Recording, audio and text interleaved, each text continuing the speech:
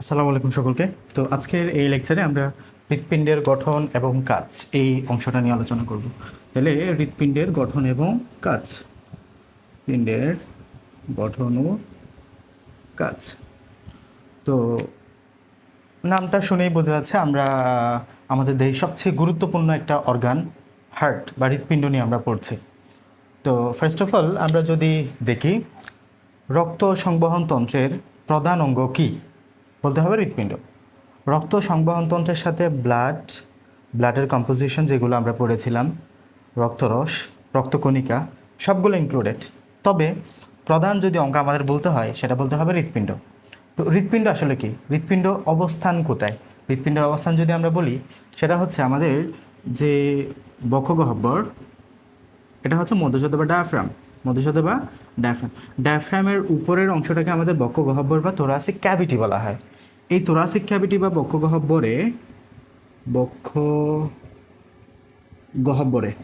Thoracic cavity বা বক্ষগহ্বরে দুই ফুসফুসের মাঝখানে, আমরা জানি আমাদের ফুসফুস কটা? দুটা। হ্যাঁ, দুই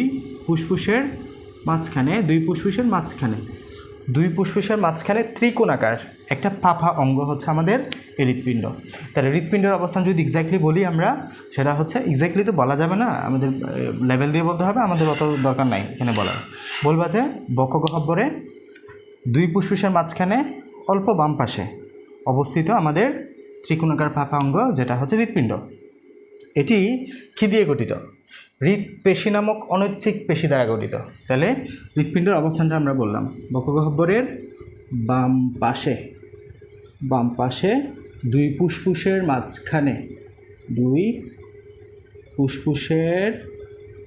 মাঝখানে বুঝে গেল? তাহলে বক্ষগহ্বরের বাম পাশে দুই ফুসফুসের মাঝখানে অবস্থিত আমাদের এই ত্রিকোণাকার একটা অঙ্গ যেটা হচ্ছে হৃৎপিণ্ড। হৃৎপিণ্ড গঠিত হৃৎপেশী নামক অনৈচ্ছিক পেশি দ্বারা, গঠিত, হুইচ ইজ অনৈচ্ছিক পেশি। এটা হচ্ছে অনৈচ্ছিক পেশি। হ্যাঁ, আমাদের যে ঐচ্ছিক পেশি, আমাদের হৃৎপেশি আলাদা একটা আমাদের ক্লাসিফিকেশনে যায় আসলে। তবে তার গঠনটা দেখতে ঐচ্ছিক পেশির মতো, তবে কাজ অনৈচ্ছিক পেশি। কারণ আমাদের ইচ্ছাধীন অনুযায়ী আমাদের হৃৎপিণ্ড কিন্তু বিট করে না বা এটা কাজ করে না, এটা হচ্ছে অটোমেটিক নার্ভাস সিস্টেমের মধ্যে যায় এটা। ওকে, তো হৃৎপিণ্ডের গঠনটা যদি এবার আমরা দেখি, হৃৎপিণ্ডের আবরণের নাম হচ্ছে পেরিকার্ডিয়াম। আমি জানি না এটা তোমাদের বইয়ে দেওয়া আছে কিনা। হৃৎপিণ্ডের যে আবরণের নাম বা মেমব্রেনের নাম কি? পেরিকার্ডিয়াম। হৃৎপিণ্ডের আবরণের নাম হচ্ছে পেরিকার্ডিয়াম। ওকে, হৃৎপিণ্ডের আবরণের নাম পেরিকার্ডিয়াম। তো হৃৎপিণ্ডের ভিতরের স্তরটা ফাঁপা এবং এটা 4টা প্রকোষ্ঠে বিভক্ত। কয়টা প্রকোষ্ঠ? আমি খুবই সিম্পলিফাই করে রাখছি, আমি অবশ্যই ফটো দেখাবো। তাহলে এটার প্রকোষ্ঠ কয়টা? 4টা। এটার প্রকোষ্ঠ কয়টা? 4টা প্রকোষ্ঠ আছে। উপরের প্রকোষ্ঠ দুটা নিচের প্রকোষ্ঠ থেকে আকারে ছোট, ঠিক আছে? উপরের প্রকোষ্ঠ দুটা নিচের প্রকোষ্ঠ থেকে আকারে ছোট, মানে নিচের প্রকোষ্ঠটা বড়, এটা ভেবে নাও। দেন উপরের প্রকোষ্ঠ দুটাকে ডান এবং বাম অলিন্দ আমরা বলি। আমি বাংলায় বললে উপরের প্রকোষ্ঠটাকে কি বলবা? ডান অলিন্দ। উপরের প্রকোষ্ঠটাকে কি বলবা? অলিন্দ। এটা একটা অলিন্দ, এটা একটা অলিন্দ। যেটা ডান পাশে অবস্থিত, যেটা বাম পাশে অবস্থিত এটাকে বাম অলিন্দ বলা হয়, যেটা ডান পাশে অবস্থিত এটাকে ডান অলিন্দ বলা হয়। ওকে, তাহলে উপরের প্রকোষ্ঠগুলোকে বলা হয় অলিন্দ। মানে তুমি যদি আঁকো তাহলে এখানে আমরা যেটা পাবা, উপরের প্রকোষ্ঠগুলোকে বলা হচ্ছে অলিন্দ, এই যে অলিন্দ। নিচের প্রকোষ্ঠগুলোকে বলবা নিলয়। কি বলবা? নিলয়। ডান দিকেরগুলো হচ্ছে ডান অলিন্দ, বাম দিকেরগুলো হচ্ছে বাম অলিন্দ। এটা হচ্ছে ডান নিলয়, এটা হচ্ছে বাম নিলয়। বাম নিলয় তোমরা ঠিক করে নাও, ডান বামটা। আমি এই পাশে ধরি। তাহলে বাম অলিন্দ হচ্ছে এটা, ডান অলিন্দ হচ্ছে এটা। উপরেরগুলা অলিন্দ, নিচেরগুলা নিলয়। উপরেরগুলা অলিন্দ বা অ্যাট্রিয়াম, নিচেরগুলা হচ্ছে নিলয় বা ভেন্ট্রিকল। ওকে, তো এটা হচ্ছে কি? এটা হচ্ছে নিলয়, এটা হচ্ছে নিলয়।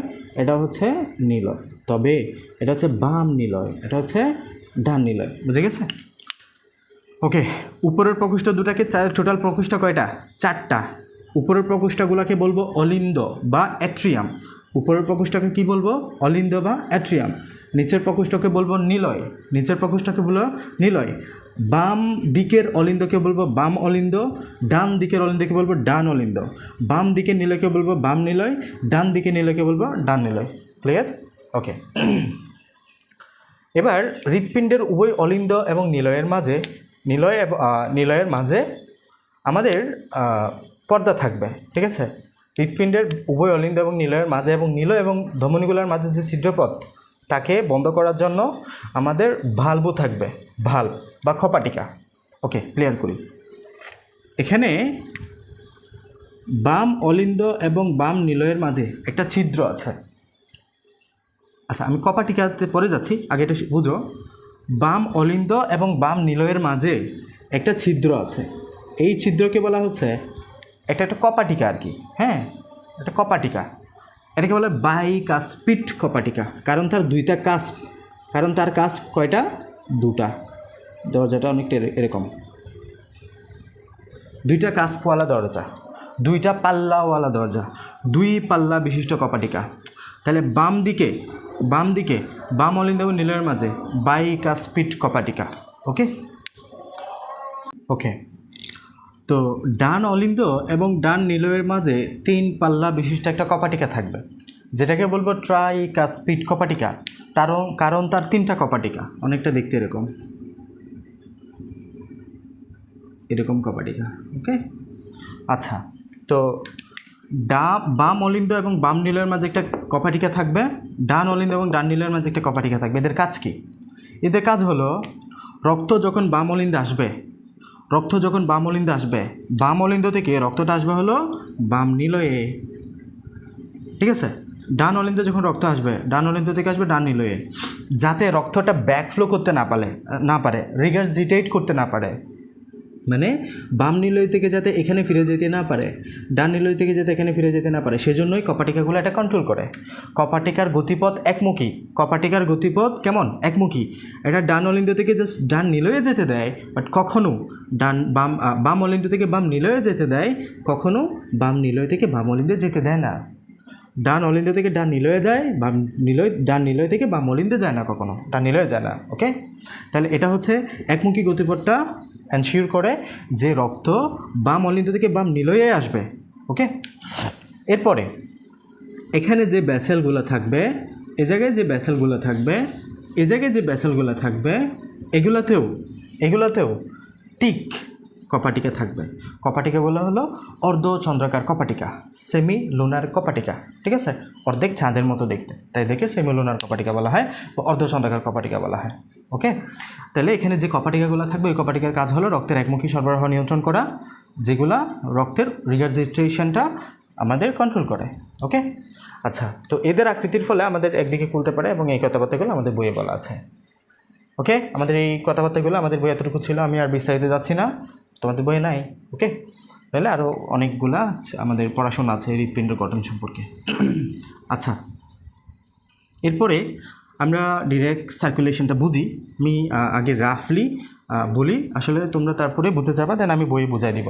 এটা খেয়াল করো, এটা হচ্ছে আমাদের একটা হৃৎপিণ্ডের 4টা প্রকোষ্ঠ আমরা চিন্তা করতেছি। ওকে, একটা হৃৎপিণ্ডের 4টা প্রকোষ্ঠ আমরা চিন্তা করতেছি। এটা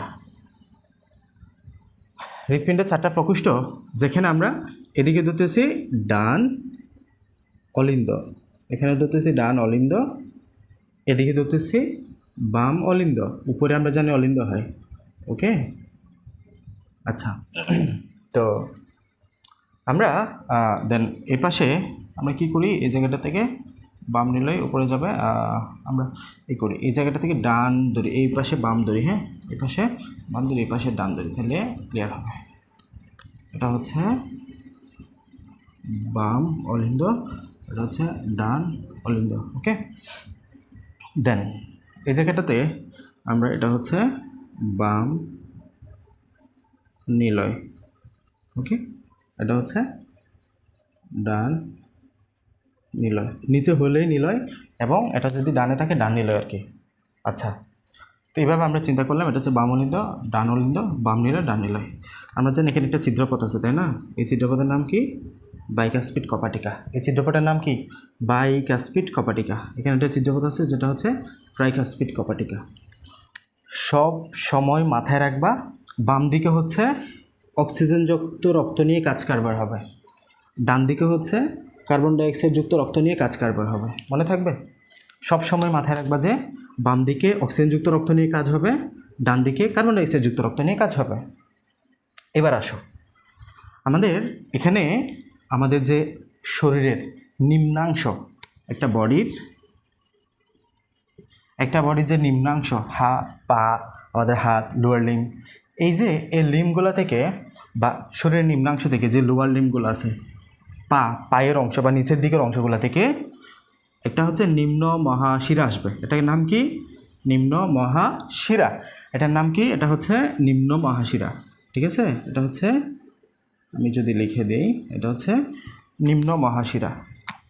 এটা হচ্ছে নিম্ন মহাশিরা। নিম্ন মহাশিরার মাধ্যমে আমাদের রক্ত আসলো। আচ্ছা, তো আচ্ছা, এই জায়গাটাতে আমরা ওই পাশে আঁকবো। তো আমি হচ্ছে এটা ডানই রাখি, ডান রাখলে আমার জন্য বিষয়টা সুবিধা হবে। ডান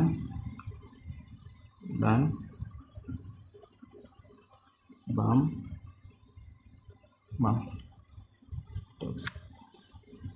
কার্বন ডাইঅক্সাইড। ওকে, তো তাহলে আমাকে ওই পাশে করে রাখতে হতো, বুঝুন। আচ্ছা, তো এখানে নিম্ন মহাশিরার মাধ্যমে কার্বন ডাইঅক্সাইড যুক্ত রক্ত আসলো। দেন শরীরের উপরের অংশ, এই যে আমাদের যে মস্তিষ্ক, স্পাইনাল কর্ড, উপরের মস্তিষ্ক বা উপরের অংশগুলো থেকে ব্লাড আসবে ঊর্ধ্ব মহাশিরার মাধ্যমে। এটার নাম কি? ঊর্ধ্ব মহাশিরা।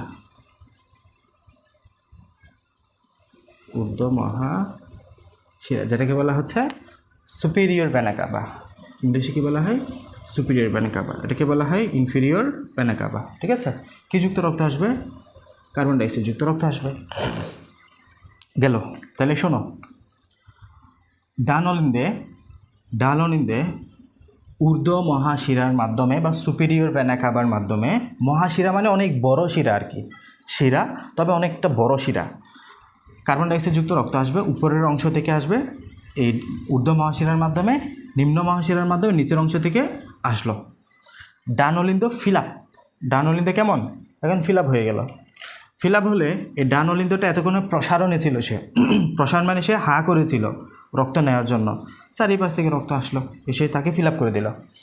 এখন সে যখন রক্তে ফিল আপ হয়ে গেল, এখন সে কন্ট্রাকশন করবে। এখন সে কী করবে? এখন সে সংকুচন করবে। সংকুচন করলে কি হবে? এখানে যে একটা আমাদের ছিদ্র বা কপাটিকা ছিল, এই ছিদ্র বা কপাটিকাটা খুলে যাবে। এখন খুলে যাবে, ফলে এই কার্বন ডাইঅক্সাইড, এখানে কি যুক্ত রক্ত আসছে? কার্বন ডাইঅক্সাইড যুক্ত রক্ত, কিন্তু বি কেয়ারফুল। তাহলে এই কার্বন ডাইঅক্সাইড যুক্ত রক্তটা এখন এই ছিদ্রপথ বা কপাটিকার মাধ্যমে চলে যাবে ডান নিলয়ে চলে আসলো। বুঝে গেছে?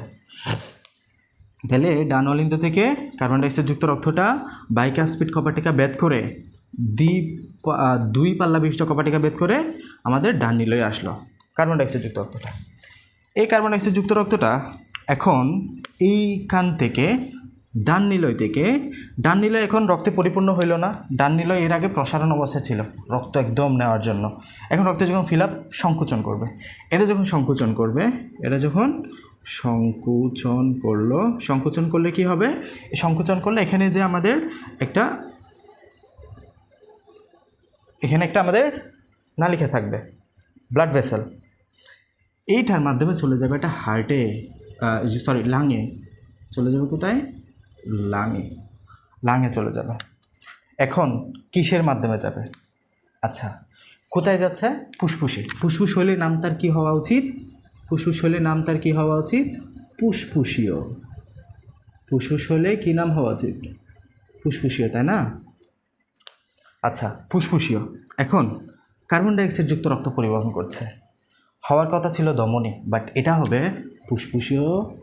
এটা কার্বন ডাইঅক্সাইড যুক্ত পরিবহন করলে শিরা হয়, বাট হবে এটা ধমনী, ফুসফুসীয় ধমনী।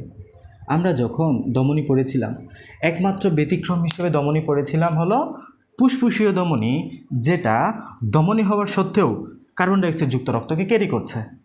এটা হচ্ছে পালমোনারি আর্টারি। তাহলে এখানে কার্বন ডাইঅক্সাইড যুক্ত রক্তটা এখন ডান নিলয় থেকে চলে যাবে কোথায়? লাঙে। কিসের মাধ্যমে? ফুসফুসীয় ধমনী বা পালমোনারি আর্টারির মাধ্যমে। এটা হচ্ছে একমাত্র এক্সেপশনাল আর্টারি বা ব্যতিক্রমী ধমনী ছিল যেটা ধমনী হওয়া সত্ত্বেও কার্বন ডাইঅক্সাইড যুক্ত রক্তকে ক্যারি করছে। আচ্ছা, এবার এইখানে কার্বন ডাইঅক্সাইড যুক্ত রক্তটা এবং লাঙে কেন যাবে? লাঙে গিয়ে সে আমাদের যে আমরা নিঃশ্বাস প্রশ্বাস হচ্ছে প্রতিনিয়ত, এটার মাধ্যমে আমরা কি করি? কার্বন ডাইঅক্সাইডটা বাইরে বের করে দিই, অক্সিজেনটা বায়ু থেকে ভিতরে ঢুকাই। অক্সিজেনটা ভিতরে ঢুকলো। এখন এই অক্সিজেনযুক্ত রক্তটা মানে কার্বন ডাইঅক্সাইড যুক্ত রক্তটা অক্সিজেনেটেড হইল এখন অক্সিজেনযুক্ত রক্তটা চলে আসবে এখন কোথায়? বাম অলিন্দে আসলো। ঠিক আছে, অক্সিজেনযুক্ত রক্তটা কই আসলো? বাম অলিন্দে আসলো। অক্সিজেনযুক্ত রক্তটা বাম অলিন্দে চলে আসলো। ওকে, কিসের মাধ্যমে আসছে? কোথ থেকে আসছে? ফুসফুস থেকে। তার মানে নামের সাথে অবশ্যই কী থাকবে? ফুসফুসীয় থাকবে। কী আসলো? অক্সিজেনযুক্ত রক্ত। অক্সিজেনযুক্ত রক্তে স্বাভাবিকভাবে কিসে আসে? ধমনী থেকে, বাট এটা আসবে শিরা দিয়ে। একমাত্র শিরা যেটা হচ্ছে ফুসফুসীয় শিরা, একমাত্র ব্যতিক্রম সে, যেটা স্বাভাবিকভাবে কার্বন ডাইঅক্সাইড যুক্ত রক্ত পরিবহন করা সত্ত্বেও এই ফুসফুসীয় শিরায় একমাত্র অক্সিজেন যুক্ত রক্ত পরিবহন করে। এটা একমাত্র ব্যতিক্রম। বুঝে গেছে? তাহলে সে এখন লাং থেকে অক্সিজেনেটেড রক্তটা কই আসছে? আমাদের বাম অলিন্দে আসছে। এখন বাম অলিন্দের মাঝে এই জায়গায় আমাদের আসলে ট্রাইকাসপিড কপাটিকা এই জায়গায় হবে, এখানে বাইকাসপিড হবে। ওকে, এখানে বাইকাসপিড কপাটিকা হয়ে আমাদের এই বাম নিলয়ে আসবে। ঠিক আছে, বাম নিলয়ে আসবে, এই জায়গাটা থেকে বাম নিলয়ে আসবে। এখন এই বাম নিলয় থেকে এতক্ষণে প্রসারণ অবস্থায় ছিল।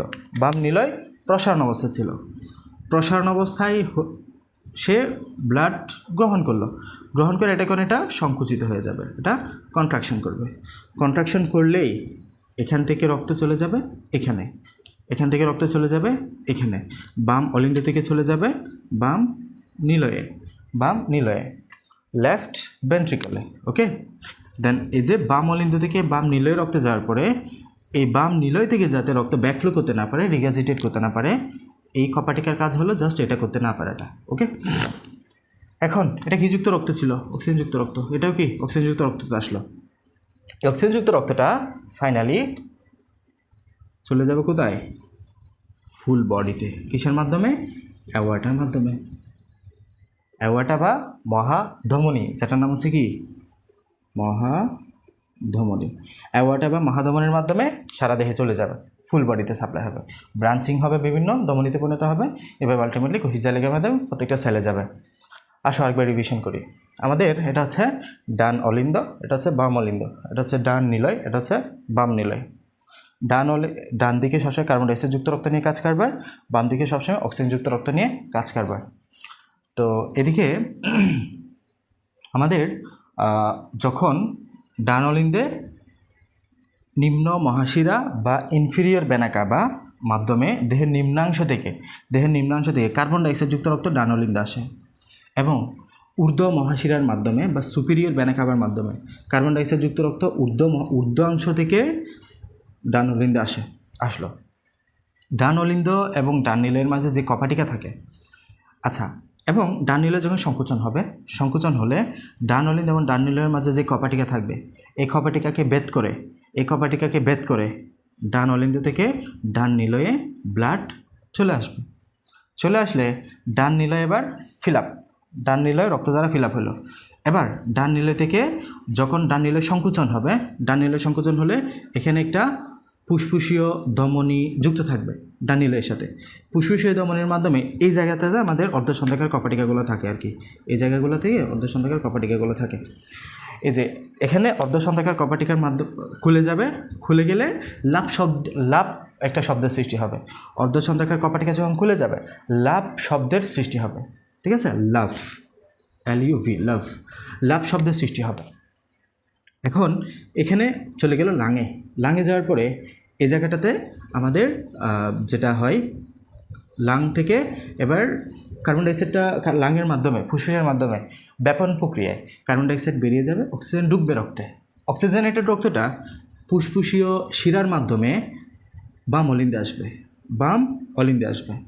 বাম অলিন্দে আসলে বাম অলিন্দ থেকে রক্ত, বাম অলিন্দ যখন সংকোচন করবে বাম অলিন্দ থেকে রক্ত বাম নিলয়ে যাবে, বাম নিলয় থেকে বা লেফট ভেন্ট্রিকল থেকে আলটিমেটলি অ্যাওয়ার্টার মাধ্যমে বা মহধমনির মাধ্যমে সারা দেহে চলে যাবে।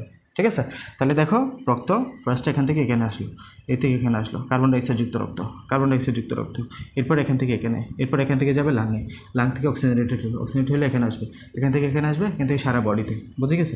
তাহলে ফার্স্টে দেহের নিম্নাংশ থেকে এদিকে, ঊর্ধ্বাংশ থেকে এদিকে, তারপর এখান থেকে এখানে, এখান থেকে লাঙে, লাং থেকে বাম অলিন্দ, বাম অলিন্দ থেকে বাম নিলে থেকে ফুল বডিতে। এভাবে আমাদের সার্কুলেশনটা সম্পন্ন হয়। বুঝে গেছে? আচ্ছা,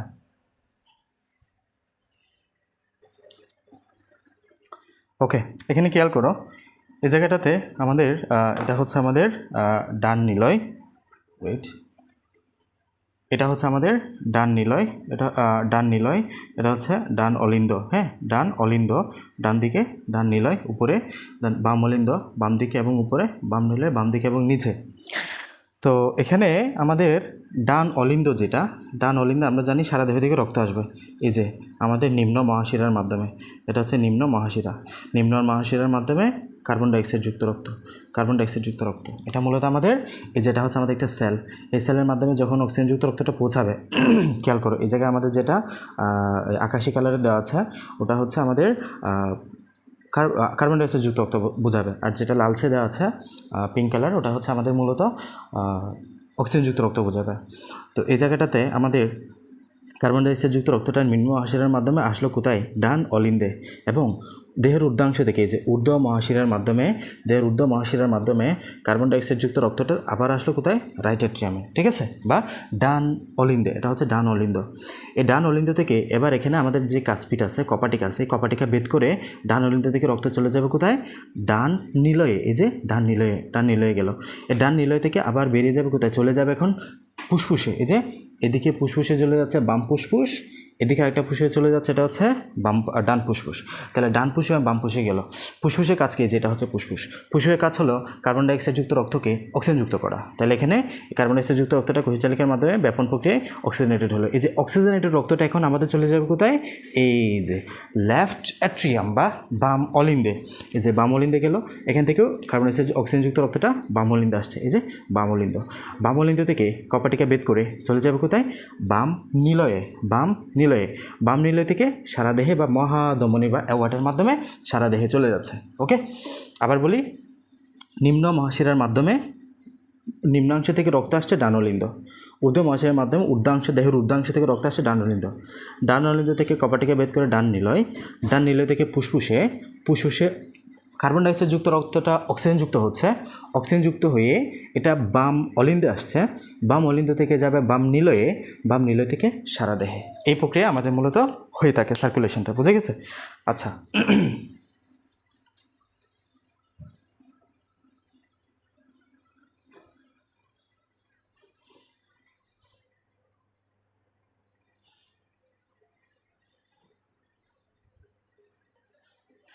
তো এই চিত্রেও আমাদের সেমটা দেখাচ্ছে। এই যে নিম্ন মহাশিরার মাধ্যমে কার্বন ডাইঅক্সাইডযুক্ত রক্তটা যাচ্ছে, ঊর্ধ্ব মহাশিরার মাধ্যমে কার্বন ডাইঅক্সাইডযুক্ত রক্তটা আসছে ডান অলিন্দে, ডান অলিন্দে থেকে কাপসিড বের করে কপাটিকা বের করে ডান নিলয়ে গেল, ডান নিলয় থেকে চলে যাবে একদম ফুসফুসীয় ধমনী হয়ে ফুসফুসে, ফুসফুসেতে অক্সিজেনেটেড হবে, অক্সিজেনেটেড রক্তটা ফুসফুসের শিরার মাধ্যমে বাম অলিন্দে আসবে, বাম অলিন্দ থেকে কপাটিকা বেদ করে বাম নিলয়ে চলে যাবে, বাম নিলয় থেকে সারা দেহে চলে যাবে আমাদের অ্যাওয়াটা বেদ করে, অ্যাওয়াটা হয়ে। ঠিক আছে, তো এই টপিকগুলা বা এই চিত্রগুলা আমাদের বইয়ে দেওয়া আছে, আমি একটু দেখাই দিলাম। ওকে, আচ্ছা, তো এবার আমাদের যেটা সংকোচন প্রসারণের বিষয়, আমাদের যখন আমরা বলতেছি অলিন্দগুলা রক্তে পরিপূর্ণ হলো, রক্তে পরিপূর্ণ মানে কি? এখানে প্রসারণ হয়েছিল, প্রসারণ হলেই আমাদের এখানে রক্তগুলো আসবে, মানে এখানে মূলত ভলিউম বা আয়তনটা কমে যাওয়া। অলিন্দের যখন আয়তন কমে যাবে এখানে এর অলিন্দের যখন আয়তন বেড়ে যাবে চাপ কমে যাবে, তখন অলিন্দের প্রসারণ বলি আমরা। অলিন্দের প্রসারণ সমান হলো ডায়াস্টল। অলিন্দের যখন প্রসারণ হয় তখন আমরা সেটাকে ডায়াস্টল বলি। অলিন্দের যখন সংকোচন হয় তখন তাকে আমরা সিস্টল বলি। ঠিক আছে, তাহলে প্রসারণ হচ্ছে ডায়াস্টল, সংকোচন হলো সিস্টল। আচ্ছা, অলিন্দের যখন প্রসারণ হয় তখন কী ঘটনা ঘটে? অলিন্দের যখন প্রসারণ হয়, অলিন্দ একদম প্রস্তুত সে রক্ত পাওয়ার জন্য চারিদিক থেকে। এই যে নিম্নাংশ থেকে নিম্ন মহাশয়ের মাধ্যমে বাম অলিন্দে, মানে উপরে আসলো, উপরে বাম ডান অলিন্দে আসলো। দেন আমাদের ঊর্ধ্বাংশ থেকে ঊর্ধ্ব মহাশয়ের মাধ্যমে তাও ডান অলিন্দে আসলো। তাহলে ডায়াস্টুল যখন তখন মানে একদম এটা প্রসারণের জন্য প্রসারিত অবস্থা হয়ে আছে, তাদের চাপ খুবই কম, রক্ত এসে ফিল আপ করতে পারবে। তাহলে রক্ত এখানে আসলো। এরপরে যখনই ডায়াস্টুল সম্পন্ন হইল, একই সাথে যখনই ডায়াস্টুল সম্পন্ন হইল, এর পরপরই তার আবার সিস্টুল সম্পন্ন হবে। সে এখন কি করবে? সে এখন আমাদের সংকোচন করবে। সংকোচনের মাধ্যমে ব্লাডটা পাঠিয়ে দিবে কোথায়? নিচে। ব্লাডটা পাঠিয়ে দিবে নিচে। ওই সময় বলবো আমরা অলিন্দের সিস্টল হয়েছে। মানে ওই ক্ষেত্রে আমাদের যে অলিন্দ সেটা সংকোচন করে ব্লাডটা পাঠিয়ে দিবে একদম আমাদের নিচে, নিলয়ে। তো অলিন্দের তখন আমরা সিস্টল বলি। তখন আবার নিলয়ের প্রসারণ হয়ে বসে আছে। ঠিক আছে, নিলয়ের প্রসারণ হয়ে বসে আছে। আচ্ছা, তো যখনই আমাদের এখানে নিলয়ের তখন ডায়াস্টল হলো, নিলয়ের আবার তখন ডায়াস্টল। আবার যখনই আমাদের এখানে নিলয়ের ব্লাড দ্বারা পরিপূর্ণ হলো, নিলয়ের তখন সংকোচন হবে। সংকোচনে সারা দেহে ব্লাডটা পৌঁছিয়ে দিবে। তো এখানে একটা কাজ আমাদের বুঝতে হবে, সেটা হচ্ছে যখনই অলিন্দের ডায়াস্টলটা সম্পন্ন হয়, যখনই এখানে অলিন্দের ডায়াস্টলটা সম্পন্ন হয়, তখনই কিন্তু আমাদের যে অলিন্দের যেটা নিলয়ের সিস্টল ওটা কিন্তু হতে থাকে। লাইক এই জায়গায় দেখো, এই জায়গায় যখনই আমাদের ব্লাডগুলো আসা শুরু করছে, একই সাথে কিন্তু অলিন্দের সিস্টল বা আমাদের অলিন্দের ডায়াস্টল, এই জায়গায় যখন অলিন্দের ডায়াস্টল হচ্ছে, এই জায়গায় কিন্তু আমাদের এই জায়গাটাতে ব্লাডটাও কিন্তু একই সাথে আসতেছে, মানে দুটা কাজ একসাথে। এখানে যখন অক্সিজেনেটেড ব্লাড আসে, ডিঅক্সিজেনেটেড ব্লাড আসে, একই সাথে এই যে এখানে আমাদের ডান দিকে ফুসফুস থেকেও অক্সিজেনের যে ব্লাড সেটা কিন্তু আমাদের অলিন্দে আসতে শুরু করে। ওকে, এবং যখনই আমাদের এটা কন্ট্রাকশন হয়, এদিকেও এই পাশেও কন্ট্রাকশন হয়, মানে দুইটা কাজ একসাথে। তখন মানে একসাথে যখন এদিকে কার্বন ডাইঅক্সাইড যুক্ত রক্ত আসতেছে, ঠিক একই সময়ে অক্সিজেনযুক্ত রক্তটা ফুসফুস থেকে আমাদের এই বাম অলিন্দে আসতে শুরু করে। ঠিক আছে, তাহলে দুইটা কাজ একসাথে। দেন যখন এটা সংকোচন হয়, এই পাশটাও একসাথে সংকোচন হয়। সংকোচন হওয়ার পর ব্লাডটা চলে যাবে এখানে, এদিকটা চলে যাবে এখানে। তাহলে দুইটা কাজ একসাথে হইল না? আর এরপরে যখন এটা হলো, দেন অলিন্দের সিস্টল, এবার নিলয়ের ডায়াস্টল। নিলয় তখন কি হবে? নিলয় তখন একদম মানে তার কাছে রক্ত নেই, সে খুবই স্বাভাবিক প্রসারণ অবস্থায় থাকবে। তখন নিলয়ের ডায়াস্টল সম্পন্ন হলো। এরপরে নিলয়ের প্রসারণ আর কি তখন। এরপরে যখন নিলয় এখন রক্ত দ্বারা পরিপূর্ণ হলো, যখন সে রক্তের জন্য অপেক্ষা করলো, তার প্রসারণ হলো, রক্ত পরিপূর্ণ করার পরে এখন সে রক্ত দ্বারা পরিপূর্ণ, এখন সে নিলয় সংকোচন হবে, দুটো একসাথে। তখন এই পাশেও মানে কার্বন ডাইঅক্সাইড যুক্ত রক্ত, অক্সিজেন যুক্ত রক্ত, দুটার কাজ একসাথে চলমান থাকে সবসময়। এই কার্বন ডাইঅক্সাইড যুক্ত রক্তটা যখন নিলয়ের বাম দিকে যখন আমাদের সংকোচন, ডান দিকে যখন সংকোচন হবে ডান নিলয়ে, তখন এখান থেকে রক্ত চলে যাবে ফুসফুসে। যখন বাম নিলয়ে সংকোচন হবে, এখান থেকে রক্ত চলে যাবে অ্যাওয়াটা হয়ে সারা দেহে। তাহলে এইভাবে আমাদের ডান এবং বাম দিকে সবসময় একই কাজ বা একই সাথে বিষয়টা চলতে থাকে। এই জন্য আসলে তোমাদের হয়তো বুঝতে একটু অসুবিধা হবে, তারপর আমি যখন বই পড়াবো তখন আসলে বিষয়টা একদম ক্লিয়ার হয়ে যাবে। ওকে, আচ্ছা, তো এখানে আমাদের এই চিত্রটাও দেখানো হয়েছে। এরপরে আমরা দেখতে হচ্ছে রক্ত নিলয় আর ফিরে আসতে পারে না। আচ্ছা, এখন হৃৎপিণ্ডের কাজ কী? আমরা যে হৃৎপিণ্ড পড়লাম, হৃৎপিণ্ডের কাজ কী? তাহলে রক্ত সংবহনতন্ত্রের প্রধান অঙ্গ হচ্ছে আমাদের এই হৃৎপিণ্ড। আমরা দেখলাম যে blood circulatory system main organ হচ্ছে হৃৎপিণ্ড, এবং এর সাহায্যে সংবহনতন্ত্রের রক্ত প্রবাহ সচল থাকে, এবং হৃৎপিণ্ডের প্রকোষ্ঠগুলো সম্পূর্ণ বিভক্ত থাকায় এখানে অক্সিজেনযুক্ত এবং অক্সিজেনবিহীন রক্তের সংমিশ্রণ ঘটে না। আমরা দেখলাম প্রকোষ্ঠগুলো পুরোপুরি একটা অপরটা থেকে আলাদা, এবং রিগার্জিটেশন না হওয়ার জন্য এখানে কপাটিকাও রয়েছে। তো এখানে কখনো আসলে অক্সিজেনযুক্ত রক্ত এবং অক্সিজেনবিহীন রক্ত সংমিশ্রণ ঘটে না, এবং এটা যদিও আমাদের ক্লোজ সার্কুলেটরি সিস্টেম। ওকে, তো আমরা নেক্সট দিন ইনশাআল্লাহ রক্ত সংবহনের কয়েকটি রোগ, এই বিষয়গুলো নিয়ে আলোচনা করব। আসসালামু আলাইকুম সকলকে।